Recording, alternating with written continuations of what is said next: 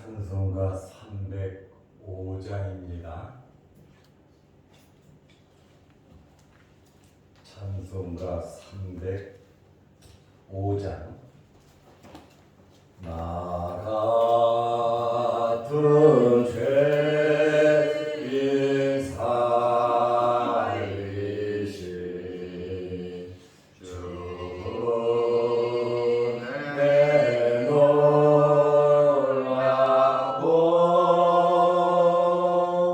잃어간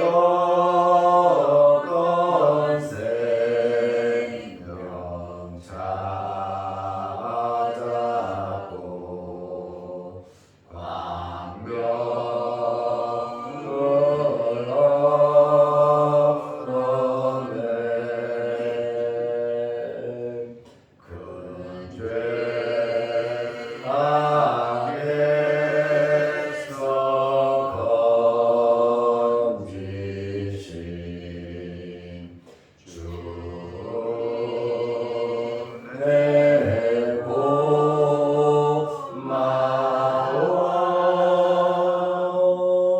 나처럼 믿음 것이다.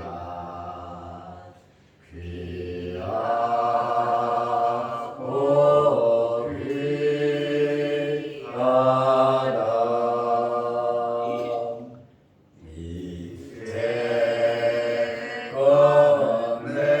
이제껏 내가 산 것도 주님의 은혜라.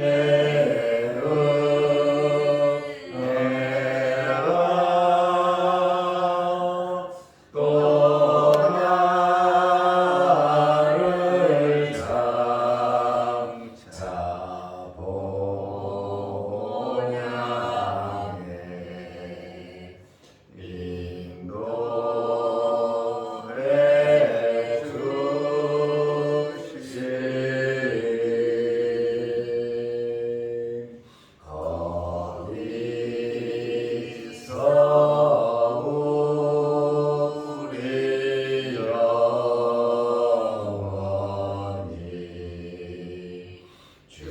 우리 영원히 주님의 은혜로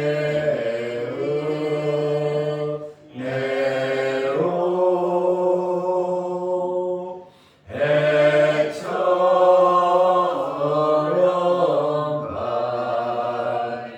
밝게 살면서 주 사도신경으로 우리의 신앙을 고백하겠습니다. 전능하사 천지를 만드신 하나님 아버지를 내가 믿사오며 그 외아들 우리 주 예수 그리스도를 믿사오니 이는 성령으로 잉태하사 동정녀 마리아에게 나시고 본디오 빌라도에게 고난을 받으사 십자가에 못 박혀 죽으시고 장사한 지 사흘 만에 죽은 자 가운데서 다시 살아나시며 하늘에 오르사 전능하신 하나님 우편에 앉아 계시다가 저리로서 산자와 죽은 자를 심판하러 오시리라. 성령을 믿사오며 거룩한 공회와 성도가 서로 교통하는 것과 죄를 사하여 주시는 것과 몸이 다시 사는 것과 영원히 사는 것을 믿사옵나이다. 아멘. 하나님의 말씀 마가복음 10장 4절 5절입니다. 이르되 모세는 이혼 증서를 써주어 버리기를 허락하였나이다. 예수께서 그들에게 이르시되 너희 마음이 완악함으로 말미암아 이 명령을 기록하였거니와. 아멘. 5절 말씀까지 보았습니다. 결혼은 굉장히 신성한 예식이에요. 왜 신성한 예식이라 그러냐면 하나님께서 정하신 것이기 때문에 그렇습니다. 혹시 이혼을 생각하시는 분이 있다면 이혼은 절대 불가입니다. 그리고 이미 이혼을 하신 경험이 있으시다면 절대로 또다시 이혼할 것이 아니라 행복한 가정을 꾸려서 살아가시기를 바랍니다. 히브리서 13장 4절에 보면 모든 사람은 결혼을 귀히 여기고 친소를 더럽히지 말라. 음행하는 자들과 간음하는 자들은 하나님이 심판하시리라. 이렇게 결혼을 귀히 여기라고 말씀하고 있습니다. 그런데 오늘 바리새인들은 예수님을 시험했잖아요. 어제 말씀드린 것처럼 마귀가 시험하듯이 예수님을 올무로 잡아 어떻게든지 예수님을 처단하려고 나쁜 의도를 가지고 사탄적인 계략으로 시험을 했습니다. 우리는 사람을 시험해 보면 안 됩니다. 진실되게 대하고 격이 없이 서로 궁금하고 모르는 것을 물어볼 수 있지만 저 사람이 어떻게 나오나 그것을 보고 올무로 잡으려고 테스트하고 시험하는 것은 죄가 되는 겁니다. 그런 것은 사탄적이고 마귀적인 시험이라고 할 수가 있습니다. 예수님께서 그러면 모세는 뭐라고 말했냐? 이혼이 가능하냐 가능하지 않냐, 아내를 내버리는 것이 가능하냐 가능하지 않냐 예수님께 물으니 예수님께서는 모세는 뭐라 그랬냐 했더니 바리새인들이 당당하게 말합니다. 모세는 신명기 24장 1절 2절 말씀을 근거로 해서 이혼 증서를 써주어 버리기를 허락하였나이다.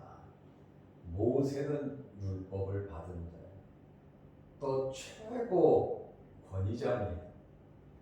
그리고 바리새인들은 모세의 후계자로 자처를 하면서 율법을 해석했고 오직 자기들에게만 율법을 해석하는 권한이 있다. 그래갖고 자기들 마음대로 율법을 해석했습니다. 편리한 대로, 자기들 편한 대로 율법을 해석하고 예수님에게도 당당하게 말하잖아요. 이혼 증서를 써줘 버리기를 허락하였나이다 하고 당당하게 이야기를 하고 있습니다. 모세는 허락했다는 거예요. 그래서 우리는 마음대로 이혼을 하는데 당신의 생각은 어떠냐? 예수님의 의중은 무엇이냐? 그것을 물어보았습니다. 이혼 증서로 아내를 버리는 문제입니다. 신명기 24장 1절에 보면 사람이 아내를 맞이하여 데려온 후에 결혼을 한 것이죠. 그에게 수치되는 일이 있음을 발견하고 아내에게 수치되는 일이 있음을 발견하고 그를 기뻐하지 아니하면 수치되는 일이 있어도 부족한 부분이 있어도 남편이 그것을 수용하면 되는 거예요. 그런데 남편이 수치스러운 일이다 이렇게 생각을 하고 그를 기뻐하지 아니하면 그 부인 자체를 기뻐하지 아니하면 사람이 살다 살다 보면 싫을 수도 있고 다툴 수도 있고 싸울 수도 있고 때로는 미울 수도 있고 큰 소리 칠 수도 있습니다. 그것을 사랑으로 품어줘야지요. 부족한 사람끼리 만난 거 아닙니까? 남자 아담이 갈빗대가 빠졌으니 갈빗대 하나가 없어서 부족하고 갈빗대로 여자를 만들었으니 여자도 부족하고 두 사람이 하나가 돼서 온전히 자기 갈비를 찾은 거 아닙니까? 하나님께서 온전한 사람으로 가정이라고 하는 결혼이라고 하는 제도를 하나님께서 만드셨고 최초의 중매자고 최초의 주례자고 가정에 대해서 하나님께서 축복하셨단 말입니다. 그런데 그를 기뻐하지 아니하면 이혼 증서를 써서 그 손에 주고 그를 자기 집에 내보낼 것이고 쫓아내버리라는 것이죠. 그런데 이 말씀을 바로 해석을 해야 됩니다. 수치되는 일이 있음을 발견하고 부인이 수치되는 일을 했어요. 그랬을 경우에 이혼 증서를 써서 집으로 보내요.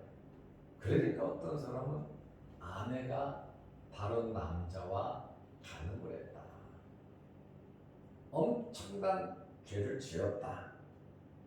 그러므로 이혼 증서를 써서 보내야 된다. 이렇게 해석을 하는데 이것은 아닙니다. 간음을 했을 경우에는 율법이 뭐라고 말하냐면 이혼이 아니라 간음을 했으면 죽이라는 겁니다.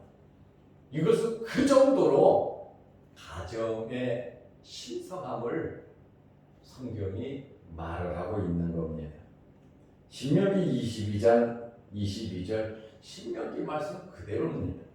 어떤 남자가 유부녀와 동침한 것이 드러나거든. 유부녀는 남편이 있는 여자입니다. 동침한 것이 드러나거든 그 동침한 남자와 그 여자를 둘 다 죽여 이스라엘 중에 악을 제할지니라. 이혼하려고 하는 사람이 수치되는 일을 발견하고 그를 기뻐하지 아니하는데 간음을 했다? 이거는 볼 것 없이 죽여버리겠죠. 이혼이 아니 죽이라는 겁니다.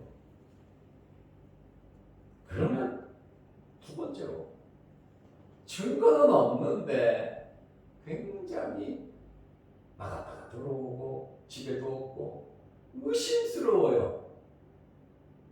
소문도 나고. 그러면 이 의심한다는 것은 불륜이란 말이에요. 생각할 때 증거가 없어요. 그러면 이혼을 해도 되냐? 이혼 증서를 줘. 그것도 성경은 아니라고 말하고 있어요. 의심이 되면 아내가 의심이 되면 해결 방법이 있습니다. 하나님께서 말씀으로 주셨어요. 저주의 쓴물을 내가 내 아내가 정말 의심스러운데 믿을 수가 없는데 다른 남자하고 사귀는 것 같은데 증거는 없고 내가 그래서 이 아내와 내가 못 살겠다. 그러면 이혼 증서 너 그냥 의처증이 있다고 그냥 해버리면 여자는 뭐가 되냔 말이에요. 그러니까 하나님께서 저주의 쓴물을 먹이라는 거예요. 이것은 개인적으로 하는 것이 아니라 공식적으로 하는 겁니다. 성경 말씀은 공식적인 거지. 아내하고 남편하고 둘이서 막 물 퍼먹이고 그게 저주의 문제 아니에요. 증인이 있어야 됩니다. 증인이 없으면 뭐든지 할 수가 없습니다. 민수기 5장 27절에 보면 저주의 그 물을 마시게 한 후에 만일 여인이 몸을 더럽혀서 그 남편에게 범죄하였으면 아무도 모르잖아요.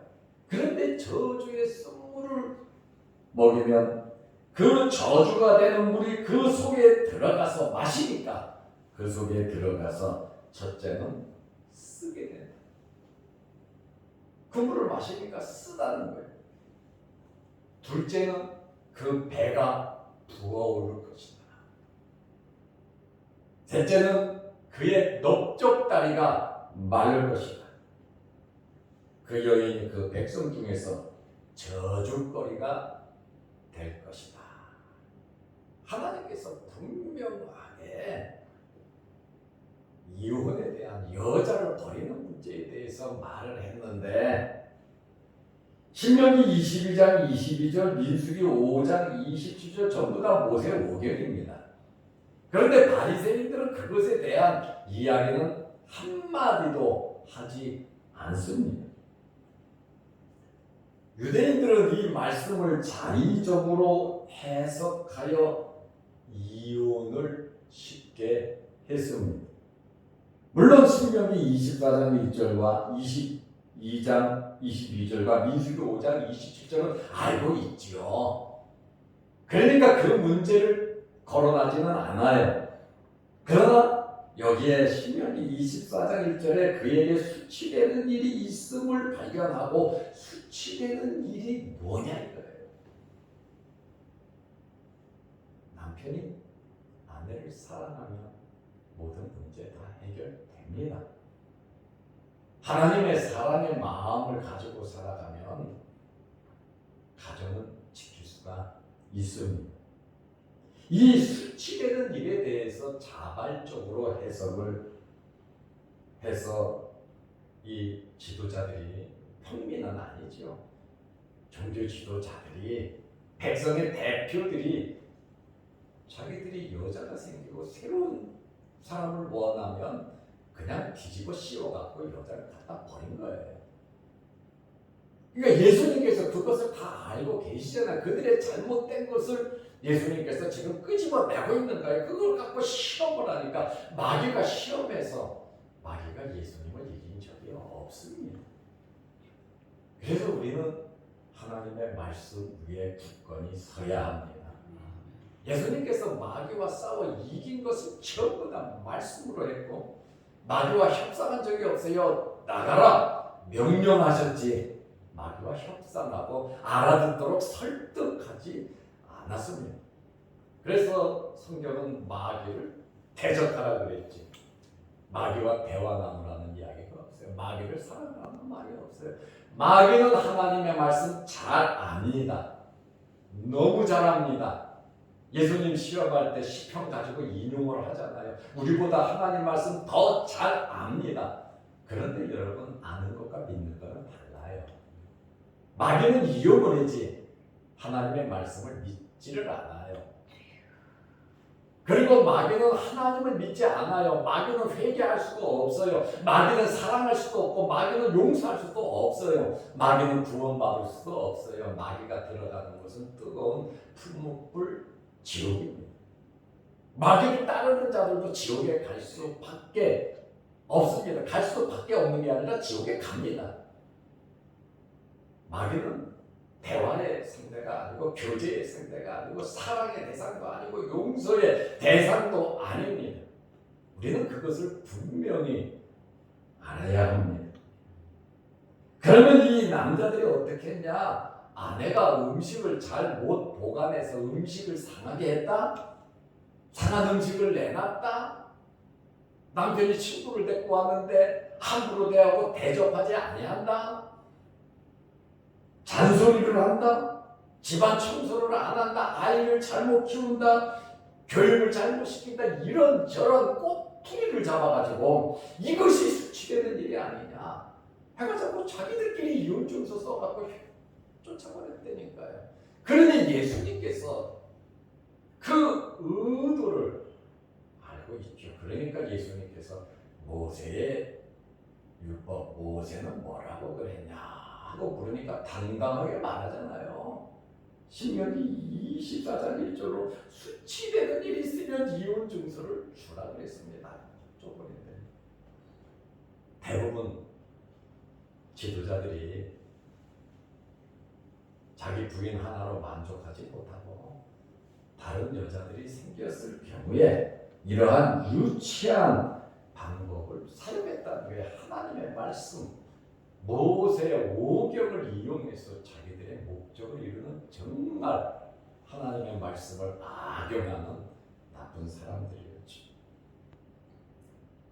목사님들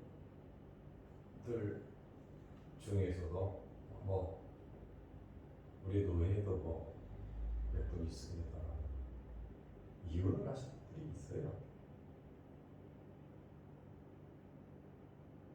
어떤 사람은 담임 목사인데 이혼을 해서 왜 이혼을 했냐? 아내가 목회를 원하지 않아. 아내 부인이 나는 목사 아내가 싫다. 내가 당신을 사랑해서 결혼한 거는 맞는데 목사는 싫다. 이 양반 청빙해서 이제 위임 목사가 돼야 되는데 아내가 죽어도 싫다는 거야. 목회는 내가 지금 직장 튼튼하고 돈을 버니까 당신은 아이들만 좀 키워달라. 그리고 소일거리 해라. 하고 싶은 거 해라. 그러나 목회만 하지 말라. 내가 전부 다 생활을 책임질 테니까. 그래가지고 부인이 끝없이 양보를 안 해갖고 이혼을 했어요. 이혼을 했는데 그 목사 입장에서는 자기는 소명이 있는데 아내는 그게 아닌데, 그래서 아내가 아이들 데리고 다 가버리고 목사는 그 교회를 그만두고 다른 데에서 선교, 목회는 못하고 선교의 일을 하는 분이 있어요. 그런데 나 같으면 어떻게 아내가 하지 말라 그러면, 목회는 죽어도 하고 싶은데 아내가 하지 말라 그러면, 저 못 살겠다 그러면 손 목사님 같은 거 어떡합니까? 참 어려운 질문인데 저 목회 안 합니다. 아내의 협조와 부인의 협조 없이 어떻게 목회를 합니까? 아내가 있어도 이런 말 저런 말 저런 말 이런 말 교회마다 스캔들을 이야기하고 있는데 없는 이야기도 하는데 아내가 없다면 어떻게 목회를 할 수 있겠습니까? 또 어떤 분은 그러한 일이 있어서 도저히 교회에 있을 수 없어서 선교사로 외국으로 그냥 나가신, 이혼을 하고 나가신 분들도 참 안타까운 일이죠. 그러한 모습들을 보면서 참 목회자가 목회하면서 살아간다는 것이 얼마나 힘든가를 단편적으로 보이죠. 먹고 사는 문제가 아니라는 거예요. 너무 감당하기 힘들다는 거예요. 목사는 사명감이 있어 소명감이 있어서 한다 쳐도 아내와 자식들은 뭐냐? 교인들에게 이리 치고 저리 치고 이 말하고 저 말하고 뭐 말하고 뭐라고 꼬투리 잡고 그 모든 것이 부담으로 작용되는 거예요. 그래서 목회자의 아내와 가족들에게, 이 유튜브를 보시는 분들, 뭐 우리 교회들 다 잘하니까 잘 이렇게 하시길 바랍니다. 그리고 목회자도 사모와 함께 죽고 살기로 주의 일을 해야 합니다. 우리 노예 어떤 교회는 부목사 하다가 담임 목사로 이제 청빙을 했어요. 그 지방입니다만 목사가 담임 목사가 되면 사모님은 당연히 따라오는 거 아니에요. 이게 상식이잖아요. 그거는 100% 상식인데, 사모가 학교 선생이에요. 시내에 있어요. 아파트도 있고 애들 가르쳐요. 그런데 사모가 교회 들어오지를 않아요.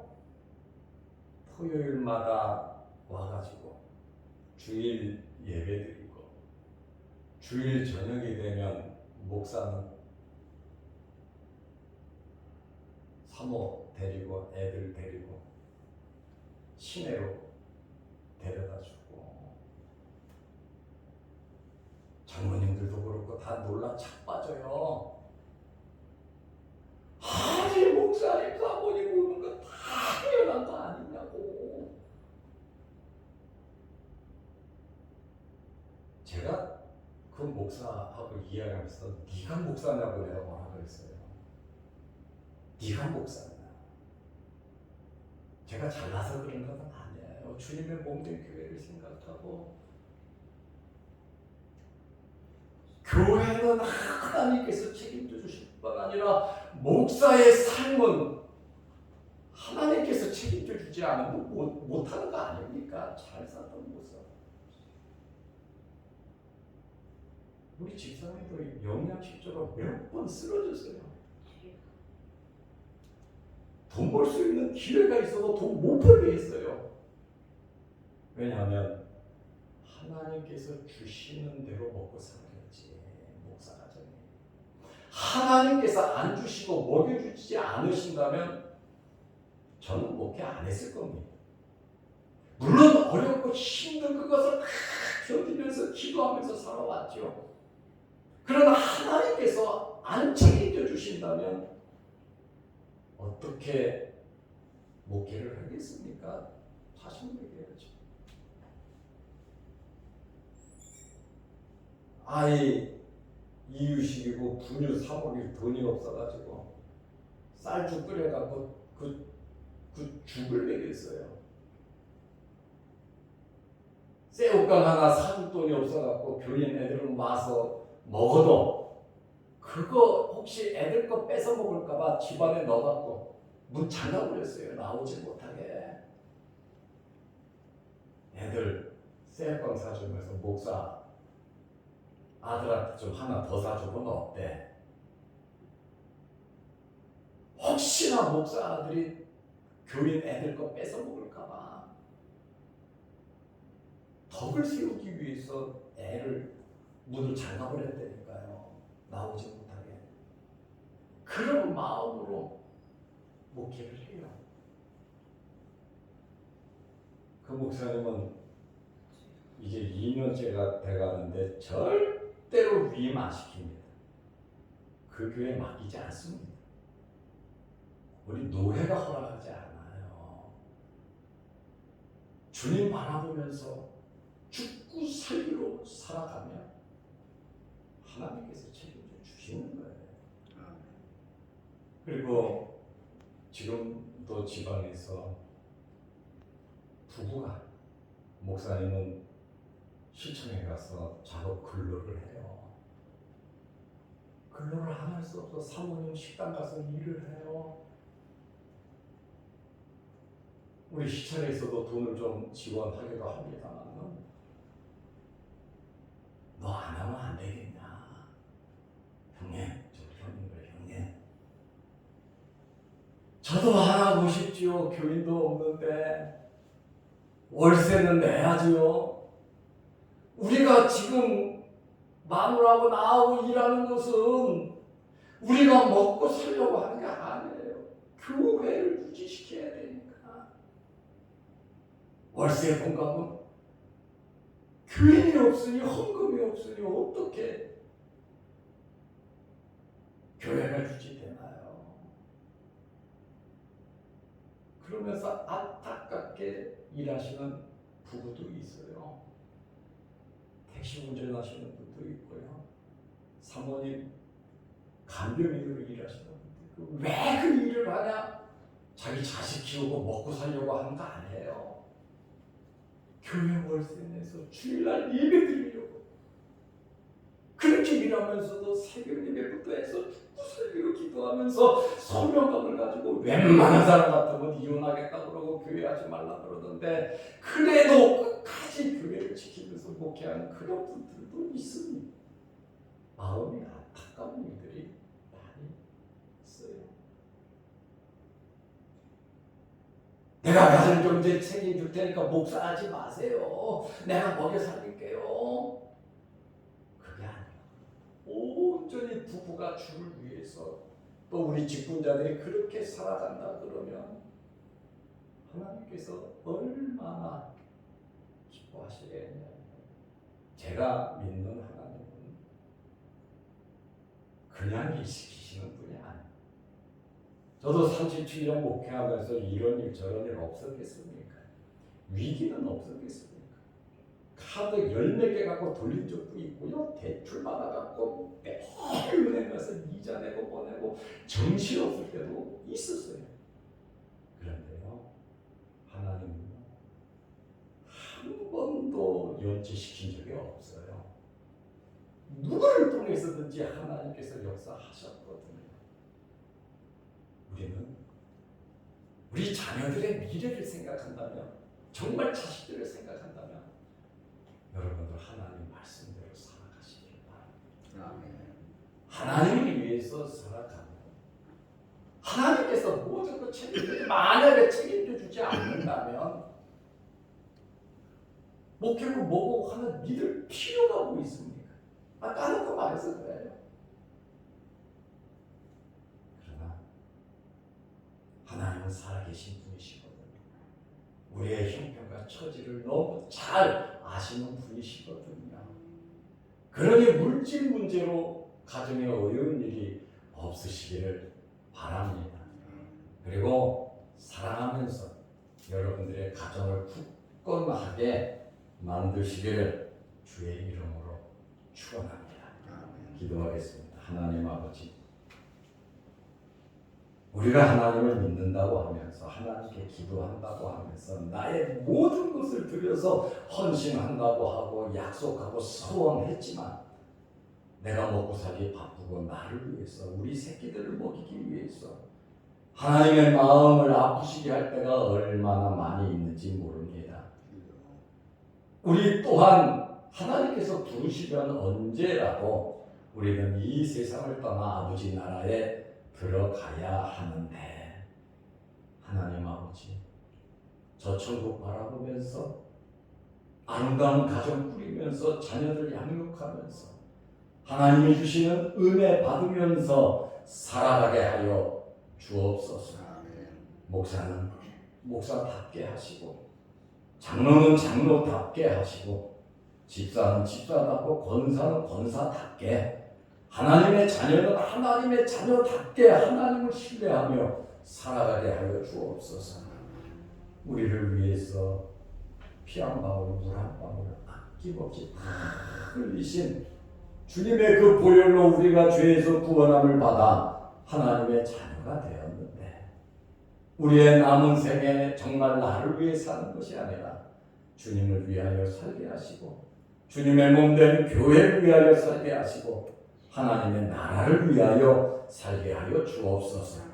우리의 가정을 든든히 세워가게 하시고, 우리의 자녀들을 믿음으로 양육하게 하시고, 우리의 주변에 예수 그리스도의 사랑을 나누어 줄 수 있는 저희들이 되게 하여 주시옵소서. 하나님 아버지, 모든 것을 버리고 주를 따랐나이다 고백하는 제자들처럼 주를 위하여 죽으면 우리가 다시 살 수 있다는 하나의 미랄이 될 수 있는 저희가 되게 하셔서, 주님의 십자가 후에 부활이 있음을 믿게 하셔서 십자가의 길을 걸어가며 주님을 닮아가는 저희들 되게 하옵소서. 이 세상의 삶이 어렵고 힘들다 할지라도 오직 주님 바라보면서 살게 하시고, 하나님께서 우리 교회와 모든 성도들의 가정과 생업에 복을 내려 주셔서 가정에 어려운 일 당하지 않도록 하나님께서 크신 복을 내려 주옵소서. 오늘도 수요일 저녁 예배로 모일 때 함께하여 주셔서 우리가 예배 드리는 것이 이 세상에서 가장 귀한 일임을 알고 교회 전에 나와 예배 드리는 일에 힘쓰게 하여 주옵소서. 영상 유튜브를 보면서 함께 은혜를 나누며 예배 드리는 성도들에게도 하나님께서 크신 복을 내려 주옵소서. 예수님의 이름으로 기도드리옵나이다. 아멘. 하늘에 계신 우리 아버지여, 이름이 거룩히 여김을 받으시오며 나라 임하옵시며 뜻이 하늘에서 이룬 것 같이 땅에서도 이루어지이다. 오늘날 우리에게 일용할 양식을 주옵시고 우리가 우리에게 죄 지은 자를 사하여 준 것 같이 우리 죄를 사하여 주옵시고 우리를 시험에 들게 하지 마옵시고 다만 악에서 구하옵소서. 대개 나라와 권세와 영광이 아버지께 영원히 싸움나이다. 아멘.